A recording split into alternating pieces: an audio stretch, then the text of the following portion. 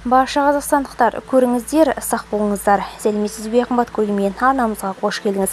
Әлемде, Қазақстанда болып жатырған соңғы жаңалықтарды алғашқылар қатарынан білгіңіз келсе, арнамызға жазылыңыз, лайк басуды ұмытпаңыз. Астанада +5 градусқа дейін күн суытып, Алматыда ыстық сақталады. Қазгидромет Астана мен Алматыдағы алдағы 3 күнге арналған ауа райы болжамын ұсынды. 28, 29 және 30 тамызда мегаполистерде ауа райы қандай болатыны белгіленді. Болжамға сәйкес, тамыздың аяғында Астана мен Алматыда ауа райы айтарлықтай өзгеше болады.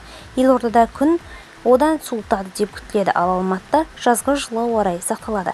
Астанада ауа райы 28 тамызда көшпелі бұлтты, кей уақыттарда жаңбыр жауады. Күн күркірейді, күндіз бұршақ жаууы мүмкін. Түнде градус 12-14, күндіз 24-26 градус болады. 29 тамызда бұлтты, кей уақыттарда жаңбыр жауады. Күндіз күн күркірейді.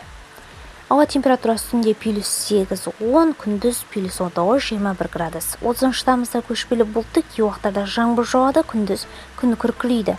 Түнде +5-7 градус, күндіз 13-15 градус болады. Алматыдағы ауа райы 28 тамызда көшпелі бұлтты, жауын-шашынсыз. Ауа температурасы түнде 16-18, күндіз 31-33 градус болады. 29 тамызда күн құбылмалы бұлтты, жауын-шашынсыз. Түнде +17-19, күндіз 32-34 градус.